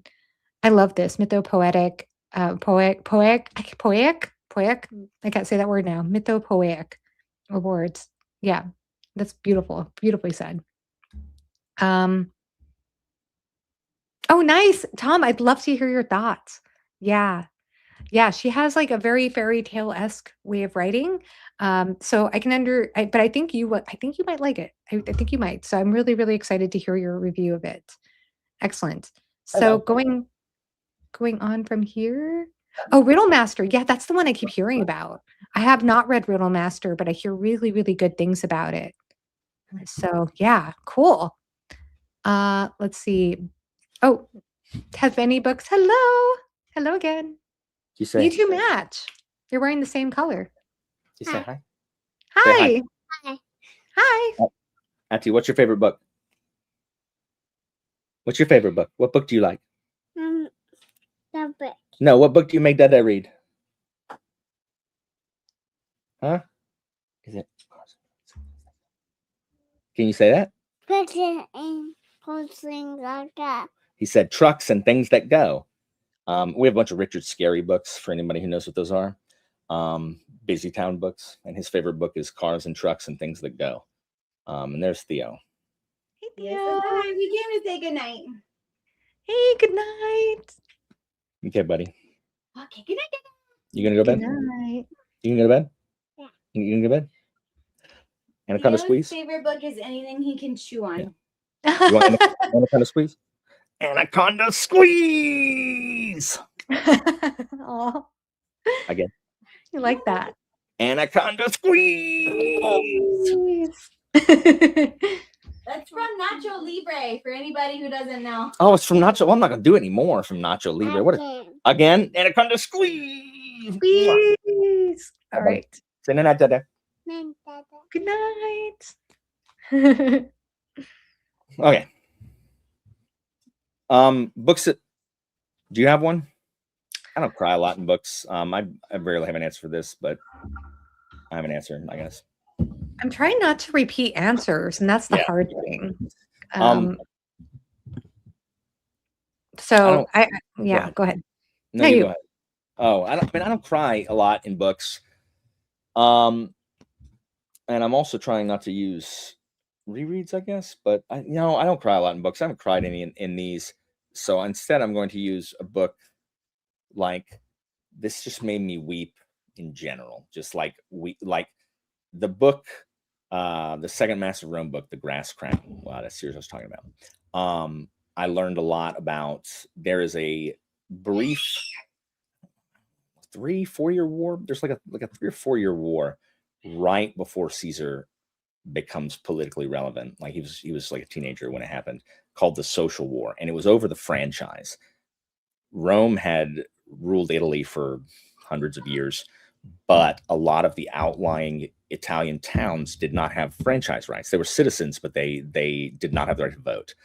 And there was this big push for, they wanted the right to vote. And then some populist senators tried to, use them to, ride a wave to power, basically. But also, some people just, there's one especially, an aristocrat, and this is real, an aristocrat who had contempt for the Italians until he went to war in Germany, and they lost an entire army because of the stuck-up arch-conservative senators, like I was talking about, who refused to serve alongside generals who were not from the old aristocratic families, and so refused to come to their aid. And so like 80,000 people died. And he witnessed this. He's one of the survivors of that battle. He witnessed this and was completely radicalized against his own people. And he became the spokesman for the Italians. And just, it is, I am convinced now, and I need to read a lot more, but like a lot of the fall of the Republic is not in Julius Caesar, but in the Social War. They go to war over it because the Italians almost have the franchise, but Drusus, their champion, the one I was talking about, he is assassinated. And when he's assassinated, the Italians just go to war, and Rome fights Italians. Like they fight them for Italians in 300 years. But they're fighting Italians on Italian soil, and the cost in life from the Social War, it just shredded the old families. Like it shredded the old families. It shredded all of the war age. Like it just reduced the population, because Rome also relies on Italians to fight their wars with them. So it's just like both sides are just hemorrhaging future soldiers, and it just killed all the scions of all the important families. And so the Senate was a shell. The Republican government was a shell after the Social War, which eventually, once it's over, ends up granting rights to the Italians. So it was a war over nothing. The Rome fought to not give the Italians voting rights, and then ends up having to once it's over because everyone's dead. So it made that second book my favorite by far, because it was something that I knew about but didn't know a lot about. And she takes liberty with her, like some stuff the characters say and everything, but everything is historic. Like everything that happened in history. And so reading the dramatization of that, just absolutely pointless, like just just nihilistic reading it. It's just like this is over nothing. Like watching the Romans be so petulant about this, even though it is against their best interests. Like the Romans they are cutting off their own head by going after the Italians here in this war and it's just tragic. Like I was just depressed after reading it. It's just awful. It was just awful. Like just awful. And when I read historical fiction and can find myself like moved by something that I know a lot about, I counted a big success. And so I thought it was just so well done, just showing how useless, like, many wars are useless, but this is probably one of the most useless wars in Roman history. And it set the way for dictators like Marius, Sulla, and then Caesar to break the Republic. So it was good. It was good, but sad. That is sad. Yeah. Useless. Yeah. It makes me wonder too about historical fiction and like your feelings about it. It sounds like you have very specific requirements. Would that be accurate? I have one requirement for historical fiction. It needs to be more interesting than a nonfiction book. Otherwise, why am I just not reading the nonfiction? And when I don't like historical fiction, it's because it fails. Like if I am reading, James Rome or Philip Freeman or Anthony Everett, and this book is more riveting than your narrative of it, you've done it wrong. Like it's not like, why am I just not reading this? So a lot of historical fiction authors make choices that are less interesting than what really happened. And I just don't understand why. Like, why in Eagleton's Caesar, and I haven't read it, but why is Brutus his half brother? Like, they're not even of an age. Like, Brutus was suspected of being Caesar's kid. Like, why do they need to be related in this narrative? Like, I know, I don't know. Eagleton does the same thing as Nero series too. Why? What? These are not interesting choices that are being made here. So that is my one requirement. Like I just need to be more interesting than if I was just reading the history. Wow. Yeah, that makes sense. That makes sense. I love it when historical fiction gets me to want to learn more about history too. And I think that, like, as somebody who's not as much a historian as Alan The problem is, is I don't read a lot of historical fiction that I don't already know about. But that if I read historical fiction that like when I read, I'm going to read Eagleton's Genghis Khan series eventually. And I don't know a ton about the Khans, the Mongols, because horse archers. But when I do, like on the rare occasion I do read historical fiction about stuff that I am not, up on, that is the other requirement. Yeah, it should make me want to learn more about the period. Absolutely. You're right. That's really great. Yeah. I'll go ahead and answer mine, and then I'll go ahead and highlight some from the chat as well. So I guess, I'm really struggling because it'd be easy to just keep pointing at Tawny Man trilogy. I think actually, well, I'm just gonna skip that though. I'm gonna skip Tawny Man for now, even though there certainly are several emotional moments in that trilogy. But this is probably gonna be completely surprising to people because I don't think most people had this reaction when they read this book at all. But it's a book that Ursula K. Le Guin had issues with, if that makes you feel better about it. And that is Kazuo Ishiguro's The Buried Giant. And so this takes place in what post-Arthurian post-Arthurian Britain. So it's like the Britons and the Saxons at war with each other. And you have this mist that has come over the land, and the mist has caused people to forget things. Like they don't really remember much of their past. Like they don't, the mist just causes them not to know anything. So we're following this married couple, Beatrice and Axel, and they realize that they have a son. They're elderly, and they know they have a son who's in a far off land, and they go on this journey to try to find their son. And they don't really remember details about this, and they don't remember details about their past. And so you're going through this journey with them. You come across an old Sir Gawain, and you come across a couple of other characters. They oddly reminded me of Disney Sword in the Stone characters. Like, the characters who are like in the castle, Ward's castle, Mhm. with the father, and they're drinking, and they're I don't know, the guy with the mustache. Like, And he goes, for some reason, every time I pictured like Sir Gawain, I pictured that character, that cartoon love it. He in gets my the head. wine in his mustache, and then he the Yes. I don't know why that and I love Disney's Sword in the Stone. That's like that's so one of good. my all-time favorite movies. Um, so yeah, I kept on getting that kind of imagery in the story. Sorry, that's the squirrel when Arthur and Oh, yes, Merlin yes, yes, Merlin yes. do not woo, woo. Yes. Oh my gosh. Growing up, I was so heartbroken over the squirrel not getting the love of The her life. squirrel needs an HR memo, like especially the big squirrel. She needs an HR seminar about wanted and unwanted touch. She will not get off of Merlin's jock. Oh, we need to watch that movie together sometime. So good. We It's do. We so need to have like a Sword in the Stone watching party. That would be what a so much great fun. movie. What a great Oh, movie. such a great movie. So there were funny moments in this book, honestly, that tickled me in that way and that stirred my imagination like that. And this married couple is just so endearing.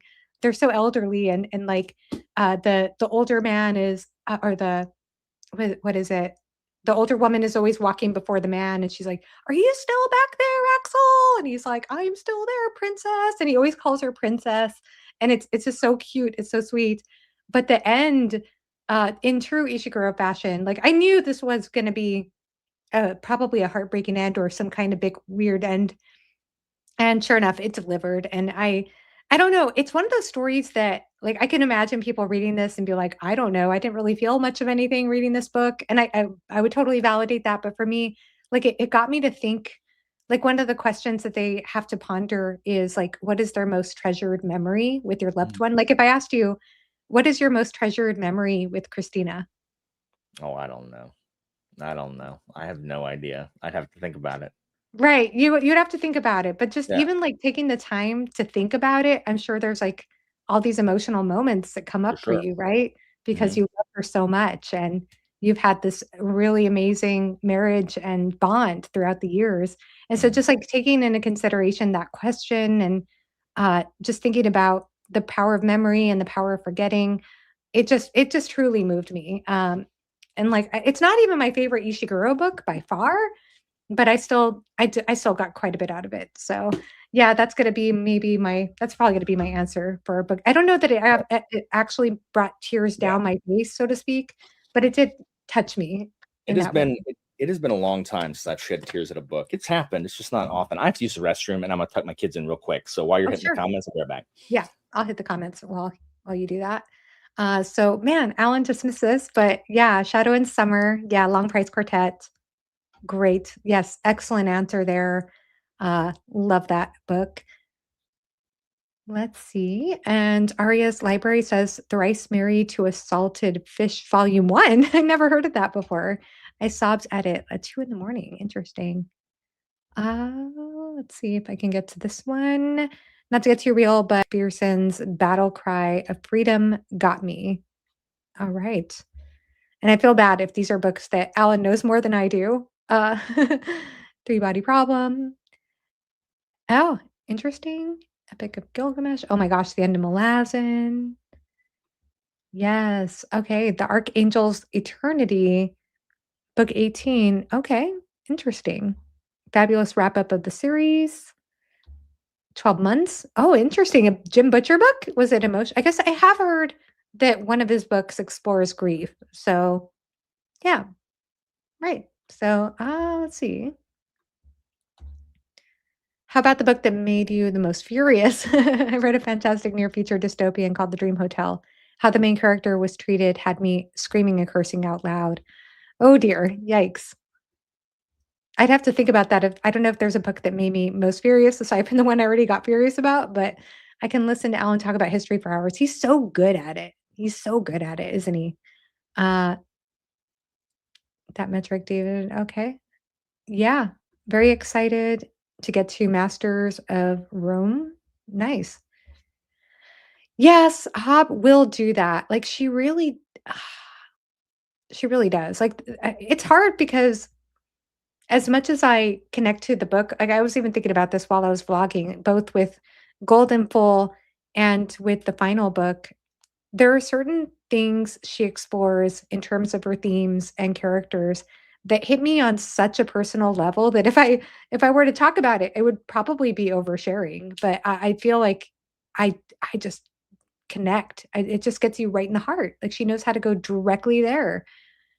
She's so good at that. Um, all right, let's see. I don't know if Alan has finished that. Guess we can ask him when he comes back. Did he? Okay. Yeah, the owl in. Oh, it's such a good movie. I love. Is it Archimedes? Is that the name of the owl's name in The Sword in the Stone? Oh, so good. I do want to. I need to rewatch it. I rewatched it a few years ago, and I loved it just as much. And in fact, it made me reflect on a lot of things because I grew up watching the movie a lot.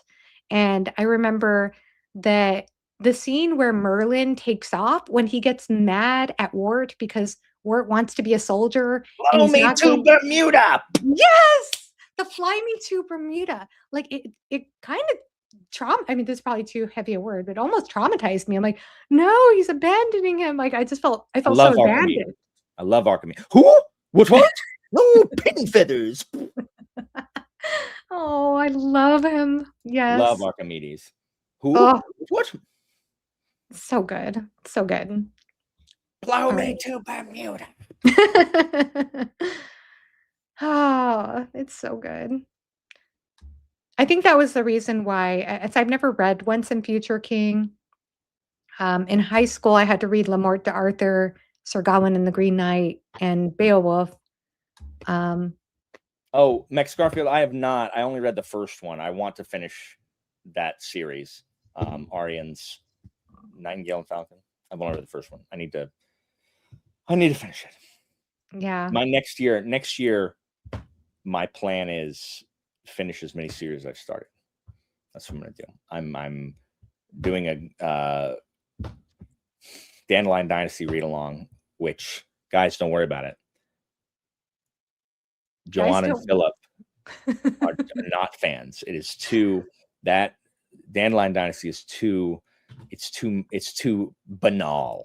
I did use that word when I talked about their discerning tastes. So it's probably just because there's so much plot in those, which is why I enjoy it. Being a knuckle dragging, dirty Walmart footed pleb. What is it with the Walmart footed pleb? I love it, but no. because people at Walmart often don't wear shoes and look at the bottoms of their feet. That's If you walk through Walmart without shoes, your feet are dirty. Zen, I'm doing it first 4 months of next year. That's right. But yeah, that's except that the rest of them. I think I cried tonight because Alan made me laugh so hard. The Joanna Russ collection, Extraordinary, people made me super emotional with every story. Oh, cool. Oh, yay. Oh, I'm so glad to hear this. Clara and the Sun. Read Remains of the Day. Oh, I think Clara might be my favorite, but Remains of the Day made me cry. I got to the end and I had a moment. I love that book as well. But Clara's very emotional as well. It's an absolutely brilliant book. Concerning Hob crying. Yeah, for sure. All right. Archimedes. Oh, Archimedes forever. What? I was thinking of Bermuda Line, but I can only remember Bermuda. Yeah. When are you doing Dandelion Dynasty? Inquiring Minds want to know. January through April. Okay. Oh, Anita was on top of it. Okay. Just because she knows when it is doesn't mean she will read it. She reads like everything you read, though, doesn't she? That is not true. Like she pretends that she does. She does not. That is not true. That is not true. That is not true. She has dropped 2 separate read-alongs this year. Oh no, I know, Anita, it's you're fun. losing your loyalist No. card. Oh no, she has dropped down several tiers, and has had people leapfrog her in recent days. Okay, I gotta get another book. Okay, so book that made you happy. I don't know what that means. Like there's not. I mean, I don't know. You go first. I'm gonna go with Mrs. Dalloway by Virginia Woolf. I actually think you might like this book. I mean, possibly. You might possibly like it. Like it's set in London over a day. I thought this book just had a certain charm, but it's actually kind of a dark book. So it's a weird one to choose. But I think that the way that this character was, I don't know, she actually is a pretentious English woman. she's a bit superficial and shallow in some ways, but she's also got a quirk about her. She's an aging woman, and the people in this story, they see her flaws and yet they love her anyway. There's something about her. But I had a really good time with this one. I buddy read it with my mother. And so maybe I'll just say I love it, or it made me happy because it makes me think about sharing conversations back and forth with my mother. I know Philip loves this book too, by the way. So Mrs. Dalloway, Virginia Woolf. Of course he does. Of course he does. Of course he does. Like, is Philip as an English professor, like, is he contractually allowed to dislike anything on the like English literature curriculum? Like Virginia Woolf, like, wouldn't that be a requirement? I don't know. But I mean, he doesn't even talk about classics much on his channel, but I do know that he loves He was talking about One Piece. Oh yeah, he talks about One Piece. But he won't talk about Mrs. Dalloway. I love, guys, the only thing, like my tour on other people's channels of BookTube, like the only thing I do is I go and I snipe at other people's channels. That's what I do. I snipe at my friends' channels when I make the rounds. That's like, I just sniped at Philip. That's all I just did. Like, that's all I do. Oh, and when I'm on Philip's channel, I snipe at you. That's so mean. I mean, no, it's not though. I'm just saying things that are true, and you guys are taking it as mean. So I did that. I did it on the Sailing the Sarantium discussion with Philip and Evan. I was like, Joanna won't read any of them with me because she's committed to reading all 7 of the other ones. And even Evan was like, that's not fair. I'm like, I know, Evan. Thank you. You didn't say that on the recording. Oh, I said it afterwards. Well, I'm recording to you. I said it afterwards. Oh, I feel so bad now. But I did commit to that. Sorry.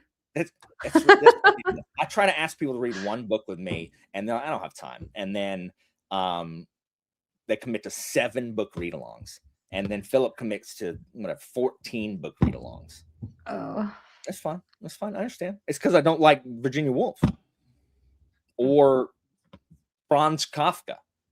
Do you like Kafka? Are you? I actually haven't read Kafka, which I know I'm very embarrassed. I'm very ill-read when it comes to classics, so I'm trying to catch up. I'm reading Jane Eyre right now. But I mean, Jane Eyre is awesome. Like, oh my gosh, it is. That? I love Jane Eyre. Oh my gosh, it's so good. I know. It's so good. Yeah, I know. Jane Eyre is good. You'll never talk about classic books that I've read and like. You only talk about boring stuff. Well, if you ever want to discuss Jane Eyre, Jane Eyre's so good. I've not read Jane Eyre in a long time, but it's so good. It's so good. Amazing.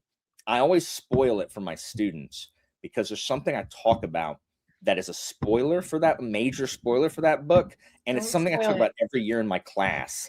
And I always pause before I say it. I'm like, yeah, it's like this in Jane Eyre.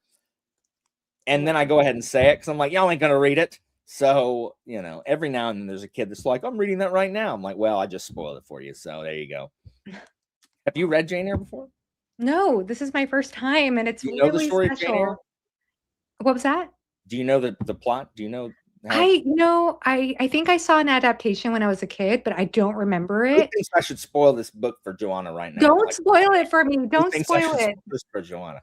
Let me know. No. Don't spoil it. But no, I was impressed with how immediately drawn in I was. I actually wanted to get to Jane Eyre this year because Rid Books did a video comparing this book to Tawny Man, I think, or Mhm. to Robin Hobb's portrayal of Fitz. I don't remember exactly what she said. I know it was a phenomenal video because it's Rid and she's so articulate. But yeah, I think if you love Robin Hobb's writing, you got to read this because oh my gosh, her prose is stunning. It is so gorgeous, and yet it's so readable. Like it's so readable, and it just immediately draws you in. Incredible storytelling so far. So The I musical is will. I'm if you know sorry. what, the musical is excellent. There was a I Broadway didn't know musical. there was a musical. Oh wow. It's really good. It has one of my favorite Broadway songs in it. Yeah. There's like a musical for everything these days. I feel like I that's That's a true. thing. Yeah. All right. So let's see. Books that made you happy. Verkozigan Saga. As you heard, Alan and I are going to read that together. So that's the Parable of Horribles. That's a Dungeon Crawler Carl book. Do you think you'll ever read Dungeon Crawler Carl? Dungeon Crawl. I can't talk with these braces. I'm so sorry. Dungeon Crawler Carl. I mean, It's a mouthful anyway. probably eventually, but it's not. I don't know. It's not Yeah. really. It's not really on the top of my list. I'm sure a patron will make me read it eventually. Oh yeah, that's right. I never Don't actually tell answered me this question. anything. Okay. Yeah. Excellent. After Jane Eyre, you need to read Wide Sargasso Sea. Okay. Okay. Okay. All right. Please do not spoil Jane Eyre for me, everyone. Okay. Let's see. So I think, did we answer this question? Book that made us happy. Okay. And then next one is the most beautiful book you've bought and received so far. I haven't bought any books this year. Oh, I mean, no, that's not true. That's not true. That's not true. I haven't bought any, but I haven't sent. Where is it? I don't know where it is. Oh, Pete. I didn't answer the happy question, by the way.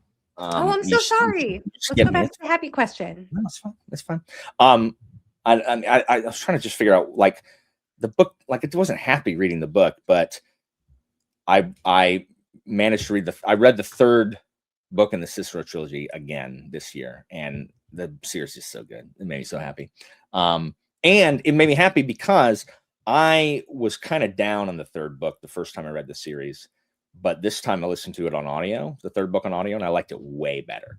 The narrator was excellent. So that I enjoyed that. So this is not the most beautiful book, but this right here. This is Terry Pratchett's Night Watch, which is book 6 of the Watch series, which you have not continued on, despite the fact that you are reading 7 books with Evan, even though you've read the first book of this many years ago.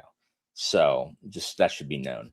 But my favorite part of this book, first of all, it is signed by Sir Terry Pratchett. Whoa. And this is the only signed Discworld book that I own. This is the only one. Nice. And Pete got this Amazing. at Dragonsteel, and the reason that I like this the best is because he physically fought off Bookborn for this.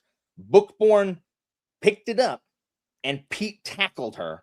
Oh my goodness. I love this story. So the fact that Bookborn was clocked and had the fact that she failed her initiative roll, and Pete used pickpockets or mug to steal this and give this to me was incredibly generous, and it pleases me greatly because this is literally the only signed Terry Pratchett book that I have, and it's my favorite Watch book. So, and it's my favorite Terry Pratchett book.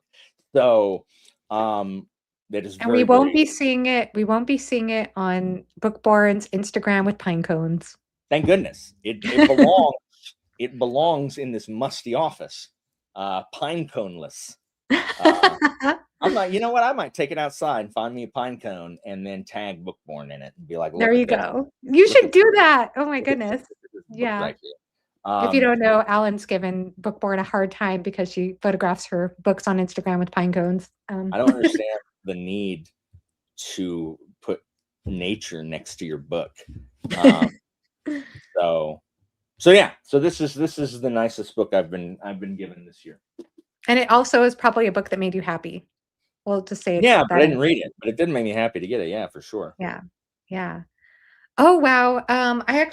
Okay. So I just recently bought a book that on eBay for $6.50 because I was watching Masked Manta's channel, who was in the chat here a minute ago. I was watching his channel, Peter's channel, and he did a fabulous interview with Ada Palmer, who is this incredible scholar. I think, have you ever listened to Ada Palmer, by the way? I listened to her on YouTube Shorts, her Medici talks. Yeah. I listened to several videos about her talking about the Medicis. Cool. She's amazing. She's so brilliant. But I Yeah. watched him interview. He interviewed Ada Palmer and Joe Walton. And Joe Walton, if you don't know, Wrote everybody. How was that? You read She her wrote book? Thessaly, the Thessaly trilogy, the Just City trilogy. Joe Walton. Ah, yeah. I want to read her book Lent because Peter was telling me about that book and it sounded really interesting. Oh, nice. Okay. Yeah. So Joe Walton and Ada Palmer actually wrote a book together, and so Peter was interviewing them about their book, but he also was shouting them out because they have books that are coming out soon.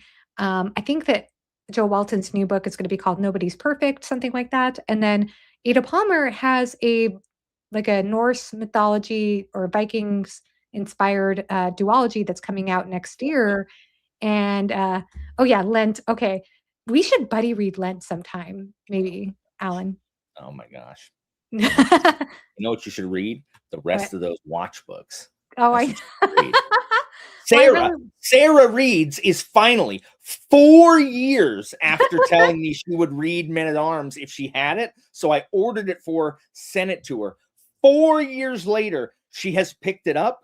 I told her to keep me informed as she's reading it. I haven't heard a peep from her. You have reminded me to the second I am off this stream to Voxer Sarah Reads and be like, have you read Men at Arms or are you a liar still? I need to know. I need to know. Sorry, I just transferred my wrath onto Sarah. So you're safe. Well, okay. What is Lent? I don't know what that is. Check it out because I feel like I wrote down the notes about what it's about, and now I am failing to remember the details. And I apologize, Peter, because you told me. But based on that discussion, as you know, I'm just not the best when it comes to historical knowledge that's not associated with music or from the music that I've studied. So they were talking about what sources to read if you're new to learning about, Norse mythology. And she actually suggested, if you're a new person to this, she recommended the Delaire's Norse Gods and Giants book. This is actually a children's book, but I am so not embarrassed to pick up a children's nonfiction Who's the book. author of that? Delaire's. Here, Hold on. you can see it. Do you have it? No. Hold on. Just keep talking. Well, this is a beautiful, gorgeous illustrated version.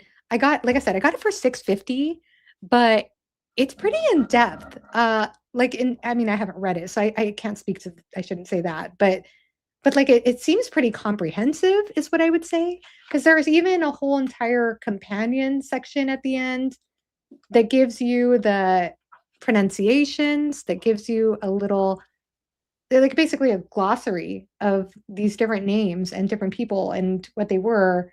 Look, I love this. Gnomes, grumpy little men who lived in their underground world and were marvelous miners and smiths. Oh, I love gnomes. But anyway, I just thought this was a gorgeous book. I have that exact same book, but for Greek mythology. Same guy, same kind of illustrations.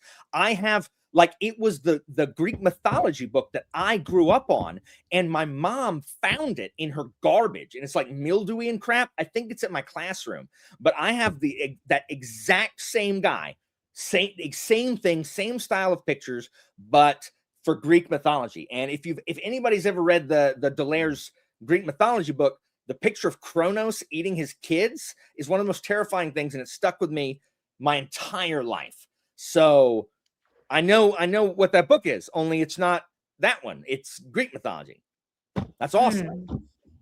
That's amazing. That's amazing. That's Yeah, awesome. so I'm really excited about this because like I feel like it'll be just something I could really treasure and read for fun, but also learn something. And like I said, I'm just not averse. I'm not ashamed to learn from what is essentially a children's nonfiction book. I think That's it's awesome. probably pretty good. But Ada Palmer recommended it. She said, if you're new, this is a really great source.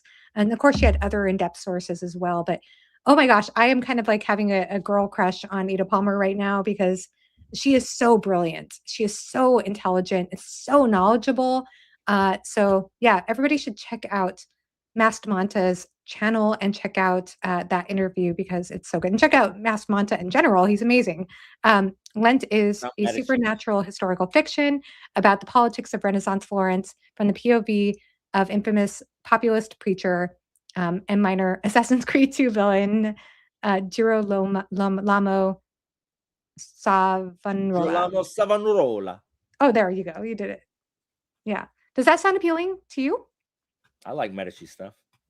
Yep. Well, then It maybe we does. should. I don't. I mean, we can buddy read it, but I don't know when we can figure it out. But Yeah, I yeah, know. if there's space, sure. Yeah. We'll figure it out someday. Okay, cool. Oh, neat. And Matt says he has it on his shelf. Cool. And also, I just want to shout out Masked Manta as well because he sent me a bunch of books, which is really nice. So I'll just show them off. I have them up here on the screen. And these are just a bunch of, these are some books that were really hard to find. These are some female fantasy authors that we need to bring more attention to. So yeah, very, very kind. Here we have the Sylvia Townsend Warner book, Kingdoms of Elfin. I hope it's okay that I'm shouting you out, by the way, because I might as well. So there's this one here. I'm just going to show them briefly because I know we're running low on time. I don't know. I need to look through these, but they all look gorgeous. I love these like older covers, mass market paperbacks, a Le Guin book, and I love Le Guin. And the big one, which I'm definitely going to be prioritizing, which is on my science fiction TBR, which is The Female Man by Joanna Russ. So this is a book I've heard incredible things about. So yes, so obviously I got some really good books here and really grateful for them. So thank you so much for sending those to me, Peter. And let's go on. I think we're at the last, no, almost at the last question. So what books do you need to read by the end of the year? Go ahead, because I know you have a big TBR. I need to finish Song of Ice and Fire. I need to finish Shadows of the Apt. I need to finish. I'm a month behind in my Gentleman Bastards read along, so I'm going to be reading Republic of Thieves this month. I'm supposed to be starting Assassin's Apprentice this month, but I don't think I'm going to get to it. I've got too much company. July is so busy, so I think I'm going to have to get to that next month. But I'm going to read Hobbes for the first time. So, and then I have to read, and then I have the very last third-person novels that Parker wrote. I've read everything he's written except for 2 trilogies. One of them is the Siege trilogy, which is first person, and the other one is started as serial stories, I guess, but they're compiled together. And they are in the third person. So I'm excited to read those. But I read a Parker series every year, and next year I'll be caught up. But that's what I have to read. Yeah, I have what is the first one called? Darkness That Comes Before? The Darkness That Comes Before. I haven't read it yet. I don't know if you'll like it. I just am not sure if it's going to be for you. But I mean, I think you'll certainly see the Crusades connections and all of that. So So yeah, I think that's what I have to get through. Oh, finishing Dagger and Coin reread. So that's yeah. And A Song of Ice and Fire, right? Are you still doing that? I said that first. Oh, you did. I'm so sorry. Yeah. Excellent. Oh gosh, I probably should have organized my answers to this question. So I'm clearly reading Jane Eyre right now. I just started 1984 because for whatever reason I didn't read it in high school. I'm so ashamed of that. A Brave New World as well. Let's see. I have a list. I probably should bring this out. I'm reading Stephen Donaldson for the first time.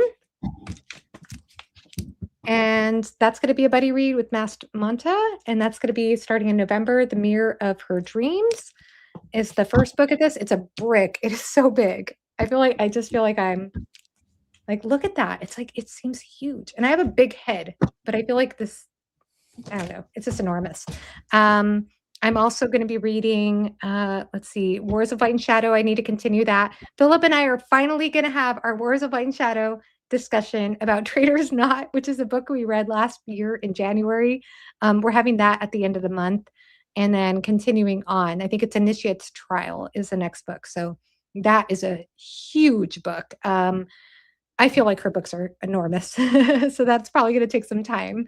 I feel like I'm forgetting something. Oh, we're doing the Malazan read. That's you, me, and Jimmy, and Rid, and Andy, and Philip. And then, I feel like there's something else I'm also forgetting. Also, some guy, Gabriel K, as Alan already talked about. As I get the eye roll there. So many books in so little time. But that's the plan for now. You know what book I kind of want to read, but I don't think I'm going to have time to read it, is The Exorcist, because I've always wanted to read The Exorcist, but I'm also kind of terrified to read The Exorcist, but I think I would be curious about that someday. But yeah, those are the reading plans. All right. So we're going to go on. Oh, Fireside Book Clubs, of course. Thank you. And actually, I'll go ahead and announce that. So I've read the book for the Fireside Book Club, which is The Sparrow by, oh my gosh, I'm forgetting her name, the author. But I'm forgetting my own book club. This is true.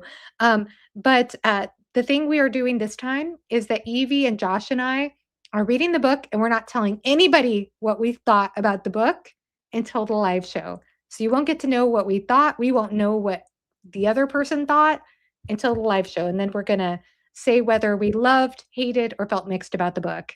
And that will be live on my channel. I think it's on my channel. No, it's on Josh's channel. Josh is going to host this one because he's the one who won the book club pick. So that's going to happen on Josh's channel. And yeah, so that's a lot. That's a lot of reading plans. And of course, we're going to have another, I think, couple of reads this year. But that brings us to the last question, which is question number 1. What's the best book you've read so far? Man, I don't know. I mean, I'm going to say the Game of Thrones. And I hate picking a reread. Maybe so the best, I'm going to say Game of Thrones, because when Martin was at the top of his game, Martin was at the top of his game. And I just don't buy into the contrariness that wants to tear Martin down because he's popular. And not everybody's like that, but I think there are some people who, it's like Martin is good. Rereading him for the first time in 13 years, I read Fever Dream last year, but rereading Game of Thrones for the first time in 13 years, I was just floored by how, he worked stuff into the narrative, just how invested I was, even though I know everything's going to happen. That's probably why I haven't, no, they're just too long. I haven't had time to read the other ones yet, but I'm going to. But yeah, probably Game of Thrones. Game of Thrones, if not Game of Thrones, what else is, Sarantium is in there, Air War's in there. Those are my 3 favorite, but Dictator from Cicero. Those are my 4 favorite books that I've read this year, but 2 of them again are rereads. So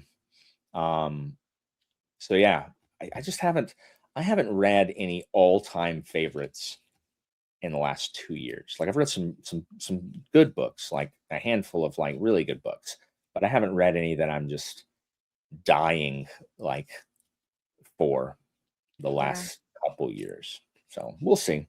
I've still got half the year left, so we'll see if there's anything else. Yeah, I feel that way too. There have been many books I've read this year that just didn't hit the highest of highs for me. Yeah. And then a couple of rereads, like I reread Clara and the Sun, and I reread The Lions of Valrasan, that I was like, dang, and A Song for a Bond, and I'm like, oh, these books are just amazing. But my answer to this is probably not going to surprise anyone. Now, I already talked about my favorite sequel being The Golden Fool, and so that means I have to go ahead and choose Fool's Fate, as Derry is perfectly right there in the chat. Is that the last one? That's the last one in Tawny Man, yeah. I know a lot of people feel that this is their least favorite. Some people feel like it's their favorite. I have a very difficult time in my mind ranking the books in the Tawny Man trilogy. I have a really difficult time with that. I feel like I could talk for ages about why, but I think that the thing I love about this book is there is a scene that did hit me pretty hard. And I think that, like, there are certain themes that you see set up from, I'm sure from the Farseer trilogy, though it's been years since I've read that. So, but specifically since the beginning of Tawny Man, I could see immediately like themes like that involve examining trauma, trust, and boundaries that are examined. And then as that moves forward in the story, I felt like I suddenly understood what she might be doing with the character of Fitz in a deeper way by the time I got to the end of this book. I suddenly started to see things come together, and it also is so powerfully emotional. Like it really, really is. So this was also just a beautiful reading experience for me because I take so much time. I buddy read this with Bookborn, and she dusted me like crazy for every single book. And I knew she would. And I even waited for her. I waited for her to pick up this book, and then she totally dusted me. And it's fine. I mean, we still had some good back and forth, but I take so much longer to read books than most people and than she does. But I did spend like the last couple of days of the month in June, I think it was, where or maybe it was May, I can't remember now, where I read like the last quarter of this book within like 2 days, just because I just sat down and I just didn't do anything else. I just read. And it was one of the most amazing experiences. Like, I know that's a luxury. I know that not all of us can spend a whole weekend just reading, but there's something so special about being able to do that now and then, especially for a book that just is so easy to read and that connects so well, on an emotional level, and that doesn't feel like work to read either. It doesn't feel hard to read. So, I just had the best experience doing that. I had, like, a total flow experience. I felt cozy on my couch with my cat and with Khaleesi, and, just had the best time reading this novel and taking in the genius of what she is doing with this trilogy. So, Have you yeah, read that's all of gonna them? be Is this your first time reading it? this is my first time reading her at all, yeah, so now I'm 9 books into The Realm of the Elderlings, and I have Oh, The you Rain have the Wilds. sucky ones next, the ones no one likes. Yeah, the ones everybody hates. So I have, yeah, The Rain Wilds next, and that's a tetralogy that everybody is less excited about. And then I have, Why is the series that nobody likes, why is it the longest one? Why is there I 4? know. Yeah, yeah. I'm a bit anxious about that, but I don't think I'm going to get to it right away. Uh, I might wait for a while for that. I mean, everybody says it's still good because it's Hob, but I have heard middling things about it. So, yeah, Anita so likes it. Everyone else besides Anita and Derry, that I Anita's know. such a contrarian. Nah, She's such a well, contrarian. Yeah. So yeah, Rainwild next, and then after that, Fits in the Fool. And I'm already anxious to get to Fits in the Fool because I just adore the dynamic between those two characters. They're the best. So that's my favorite so far. That's been 2026 so far. It's not been the best reading year, but it's definitely had some good ones here and there. So, yeah, that's it. We did it, right? you did Did you it, do yeah, it? Did you say what was your favorite? Oh, yeah, you said A Song of Ice and Fire, Game of Thrones. basically. Yeah. Why? Because Rain Wilds is 4 books? Is that why? Like I'm trying to figure it out. Is Rain Wild your favorite? Me No, or I'm talking to who? Mike. Oh, him? Mike. I'm talking to Mike. Mike? That's why he says Realm of the Elderlings is my favorite. Yeah, So but Rain Wild is part of Realm of the Underlings. I'm asking him why. He said that's why. I'm saying what is the that in that statement? What is the Oh. antecedent to that demonstrative? Yeah. I thought maybe it was something I said. I don't know. Take a break before Rain Wilds. It's been a huge first arc climax and the entire series climax. Even amazing books have to be rated worst when accompanied by brilliantly great books. Yeah. Yeah. I mean, that's the thing is like Farseer is really good. I really did enjoy Farseer quite a bit. But now that I've spent some time away from it, I think it would be a different experience on a reread for sure. It would probably be way better. But after reading Tawny Man, I feel like Farseer just pales so much in comparison to what she does with Tawny Man, but it's because of how she builds from the Farseer into Tawny Man. It's unbelievable. It's so good. Yeah. Hopefully that's well, see, because the series, all 16, I just sink into. Oh, okay. So the antecedent was basically me saying that like I could just let myself go into the story. That's what it felt like. I just could surrender into the reading experience. I didn't even have to try very hard. It just carried me.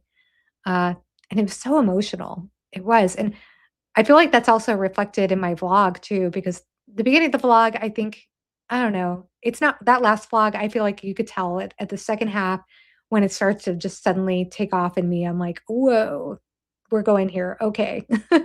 So good.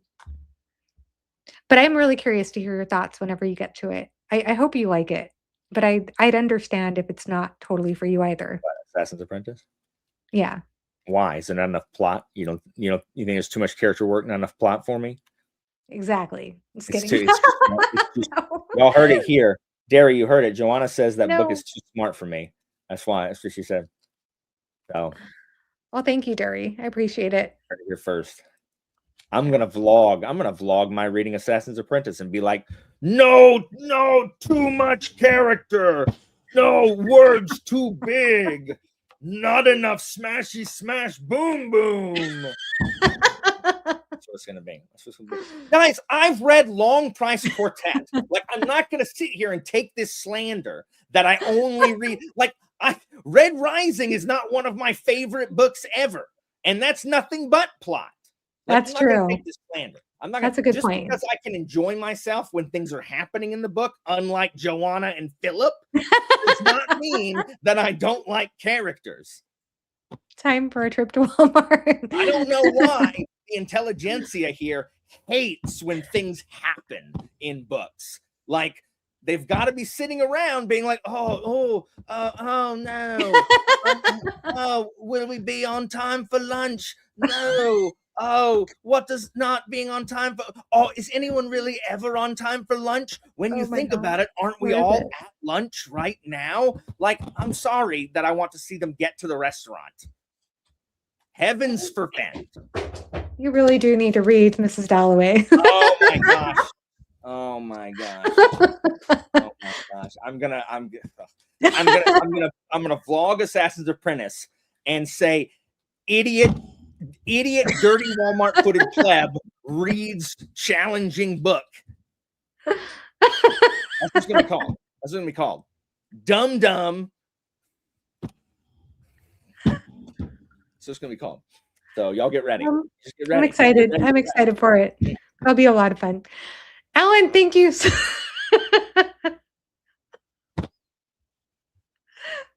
Goodness. Alan, thank you so much for doing the Mid-Year Freak Out tag with me. Thanks for I always have a blast doing tags with you. Thanks for having me. And thank you everybody for showing up in the chat. It means a lot. And wishing you all a great rest of your year. Have a good one. Bye-bye.